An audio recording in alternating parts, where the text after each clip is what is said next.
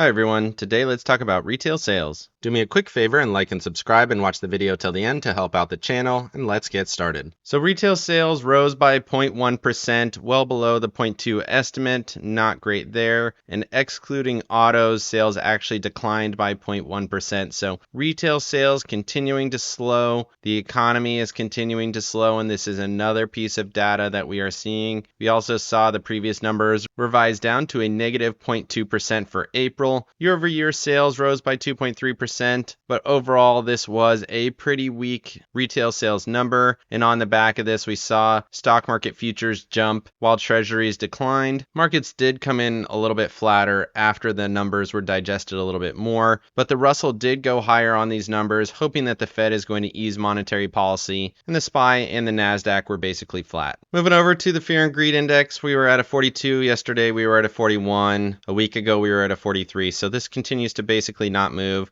Markets did go a little bit higher, still extreme greed on momentum and extreme fear on strength and breadth. Put call ratio back into extreme greed. Volatility did move a little bit lower, but really in the same range it's been in. And then looking at bonds, safe haven demand as well as junk bond demand still hovering in fear. So really no new information on the Fear and Greed Index. Moving over to seasonality, this is a sideways choppy period, and that is what we're getting. Sideways to slightly bullish on the election year charts, sideways to slightly bearish on the normal charts. So we'll see how that plays, but that seems to be what we're getting so far. Looking at the seasonal calendar, don't forget tomorrow is off, and then for Thursday we have Philly Fed survey, and then the Friday is triple witching, lots of options expiration, and it's been down 8 of the last 9, which is not great. Moving over to the economic calendar, you can see that core retail sales number down at minus 0.1, revised down number minus 0.1 from 0.2, also not great. Headline number 0.1, expectation was 0.3, but still better than the minus 0.2 that we saw on the previous read. Industrial production did have a pretty significant jump though, from 0.3 expectation to a 0.9, and then the previous read was a 0 there, so everything good on that. 20-year bond auction came in at 4.52.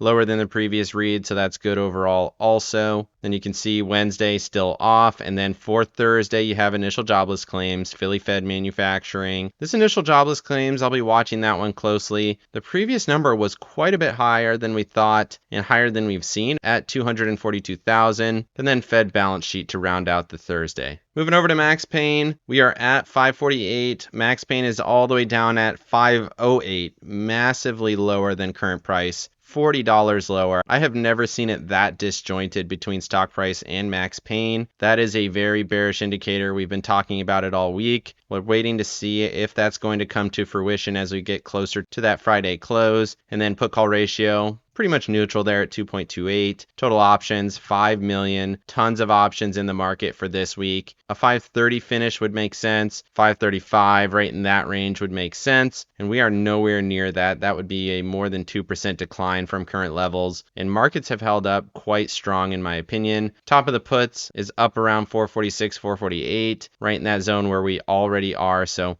upside potential, not a lot in my opinion. Moving over to the charts, looking at the S&Ps on the hourly and the daily, you can see we did grind higher throughout the session. Talked about grinding along this trend line in yesterday's video, and that seems to be what we're doing here. Went just a little bit higher, 0.25, but it's not going to go shooting higher like we saw on that Monday session in my opinion. Probably grind along this until we get that big close down. We'll see how that plays. I think that was a third week options expiration actually in May that we saw that big move down. Got a couple of days of follow through on that move, so see how it plays. Upside still possible, but limited based on these charts. Moving over to the Tasty charts, you can see that momentum continues to follow through to the bull side. We are still right on that upper ATR. From the Monday to the Tuesday session, it stepped up about $1, and that's about the move higher that we got. So upper ATR continuing to act as resistance. Probably get about $1 a day of upside on that. So not a ton of upside potential. ATR stops continue to step higher. That's all the way at 534.02. You can see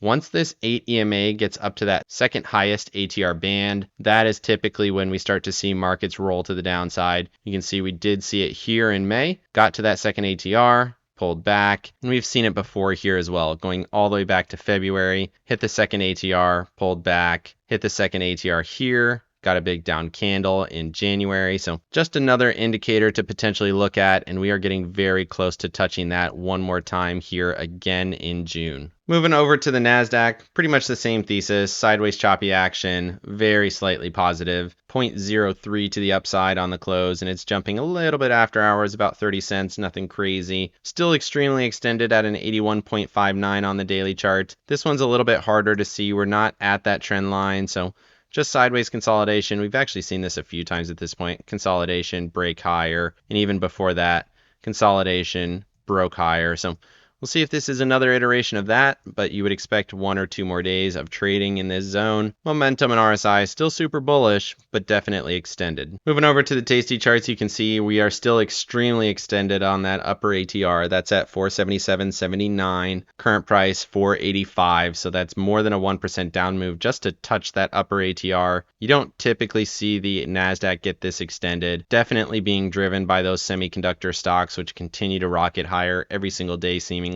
Momentum continues to swing to bullish. As you would expect, that's still following through. But looking at that 4-hour chart, you can see we did get below the upper ATR on this chart. That's at 487.31. Didn't touch it.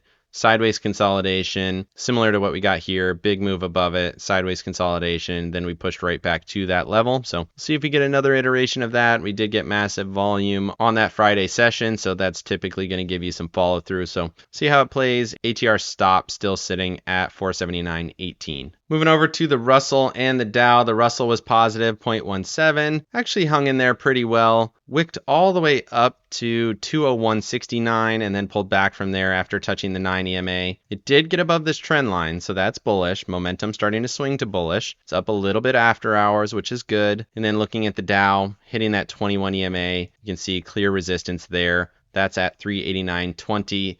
And that's basically right where we closed, just a couple of cents below it, and it is falling a little bit after hours. So momentum on both of these actually still looks okay, but we are starting to see some initial signs of resistance at those dynamic resistance areas. Moving over to stocks that moved today, we got Super Micro. This continues to be on a run. The last 2 days have been super bullish, 5% and then 3.67. Broke my level here. It's right in this previous resistance area. Let's go ahead and extend out that trend line. So you're probably going to find some resistance close to that 1,000 area, which still gives you quite a bit of upside on this stock, about another $80 of potential upside. And then we got Walgreens here. This is a stock that's been absolutely demolished. Horrific chart, really. You can see it was all the way up in the 55 area, and now we're down in the 16. So this is just a dumpster fire, and it was actually much, much higher than that. You can see not that long ago in the 87 area. So absolute dumpster fire on this stock. But looking at it here today, you could argue maybe there's a double bottom here. So you got a low back at the end of May, 2 big candles, 3.36 and 5.39. And then here today, 6.34%. There's actually really solid volume on those moves. So maybe there's an opportunity for a bit of a trade here up to that 55 EMA around $17, another $1 higher from here. Certainly possible. That would be another 7% or so, but definitely not saying that you should buy this stock for the long term. This is a dumpster fire of a chart like we saw. So maybe a little bit of a trade, a little bit of a relief rally, which can be quite aggressive, but overall the chart is bad. Moving over to the Mag 7, we actually got a down day on the Mag 7, 0.71 to the downside, rejecting off that 265.08 level. That is the highs back here from 12 June. Still cannot quite get back above that level. It's up a little bit after hours after the slight sell-off, but you can see momentum starting to sell off there, a little bit interesting. RSI breaking down just a little bit. Peak RSI was 77, we're down to a 71.69. So maybe we see a little bit of a consolidation and breakdown, something like this, where you see a big wick low, and then we get a bounce, 21 EMA sitting all the way down at 252.42. So definitely potential for a downside move, but it could be consolidation. If it breaks above 265, obviously this is going to be bullish once again and potentially headed up into that 280 area. Moving over to Apple and Microsoft here, we got Apple down 1.1, Microsoft 0.45. Nothing crazy. We're still on top of the trend line here for Apple, holding that as support. Did touch it here today at 213.35. Tomorrow it's going to be up at 213.90 or so. Momentum did step down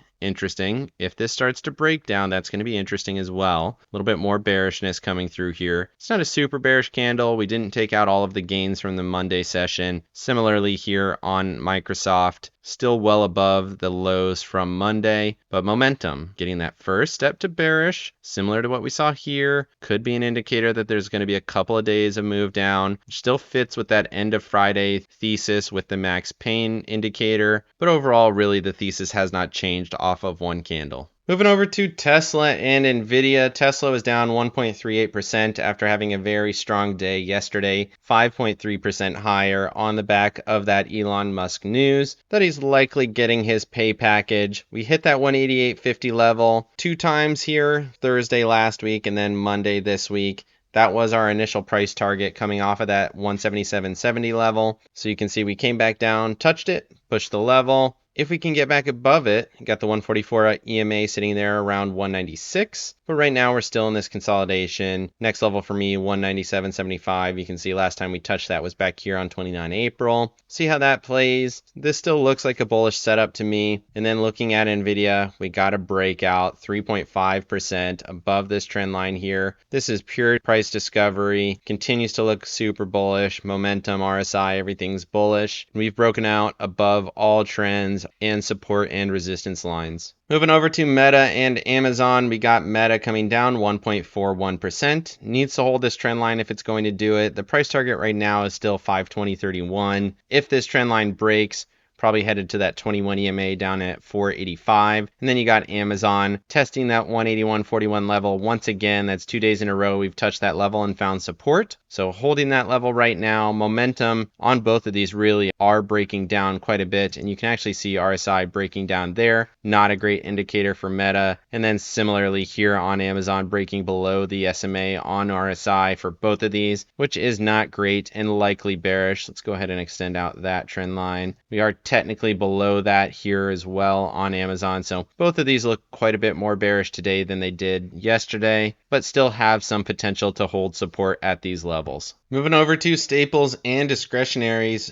mixed markets here on these. So we got staples positive on the day, 0.31. Momentum swinging to bullish, RSI bullish. Selling off a little bit after hours, but not bad. Still holding above 77.50. This looks bullish, low, higher low setup. Want to see this push to a new high. And if it does, that means we're moving into more of a risk-off market, especially looking at discretionaries here. Inside candle, that's bearish. Still holding the level 180.10. So we're still bullish as long as that level continues to hold. It's up a little bit after hours, but interesting to see the dichotomy here. Staples higher, discretionaries lower. Could just be a one-day thing where we hold this support and then push up, but right now does look a little bit risk off. Moving over to financials and industrials here, we got a big move on both of these on Monday, 0.89 and 1.11%. We got a second day follow through here on both of them as well.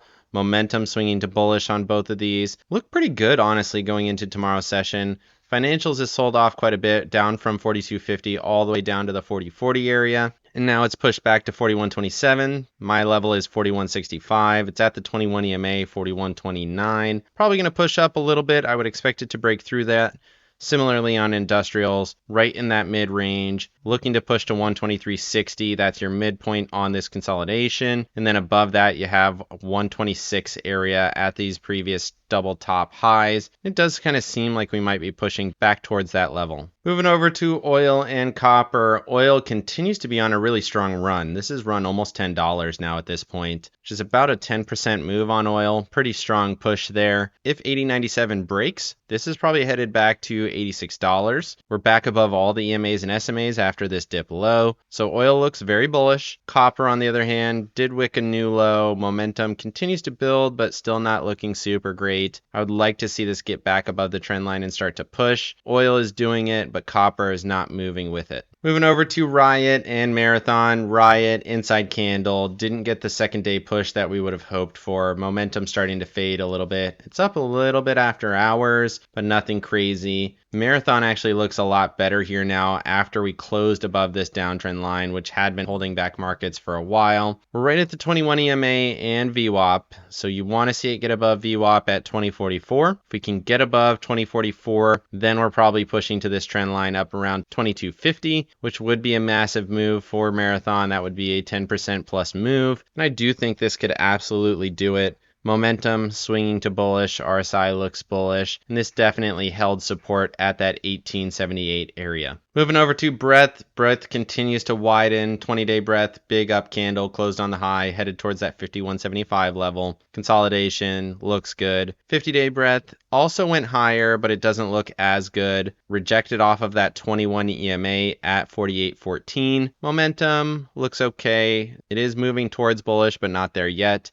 20-day Breadth is already in bullish conditions. And then the RSI just barely did get above the SMA yesterday, and it's higher from that today. But again, doesn't look as good. You can see here, 20-day Breadth broke above, retested, broke much higher. When in comparison, this just looks a little bit less good here. So we'll see how it plays. Right now, short-term bullish on Breadth. Moving over to the dollar, got another wick to that 105.5 area, rejected from there, back below. All of the short-term EMAs were at the 144 here on the hourly chart. Still above all of them on the daily chart, so mixed conditions there. Retail sales is what pushed this lower, so until we get some data piece that pushes us back above 105.50, we might be in for a little bit of a fight in this area. And then you got to step down on momentum. That's not great. Usually that means it's going to be a little bit bearish on the dollar, so oil going higher, dollar going lower, retail sales going lower. Could spell for a little bit higher equity move. So something to keep in mind. Still watching this at that 55 EMA. That is 105.1. Moving over to the 2-year and the 10-year. These sold off with retail sales, as you would expect. Dollar lower, yields lower. And they are continuing to sell off a little bit more. I think lower yields are not being met with the same bullishness that they had been. Now we're starting to see lower yields because there's economic weakness, and markets seem to feel mixed about that. So we'll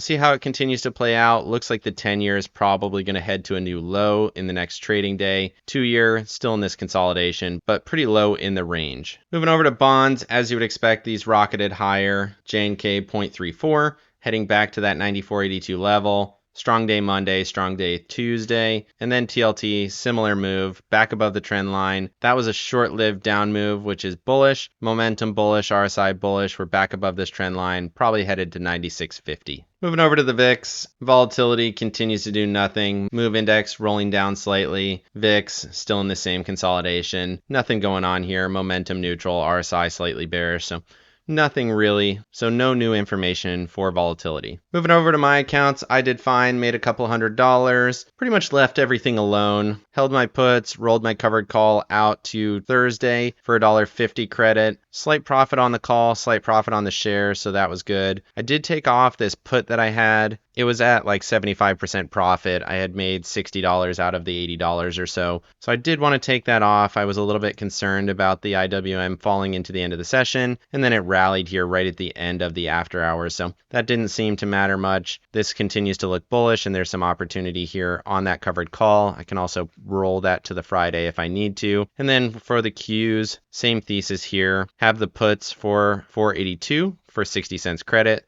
Still playing that a little bit to the downside. And then I have this call out of the money as well, 489. That made some money here today. These are both up a little bit after hours. You can see about 50 cents up after hours. That's a little bit concerning, but I still think we're going to continue to find resistance. The SPY is at a key resistance. The Russell is finding a little bit. So I think we might see some more sideways choppy markets, which really fits with the overall thesis. So that's what I'm looking for, and this is how I'm positioned. Let me know down in the comment section what you think of markets and the retail sales data. Does the slowing economy bother you? Or do you think the rate cuts will prop up the economy as we push into next year? Definitely like and subscribe if you got any value out of this video, and make sure you hit the bell so you don't miss out on any future episodes. Of course, none of this was financial advice. This was all for entertainment purposes. Good luck in your trading and have a great day.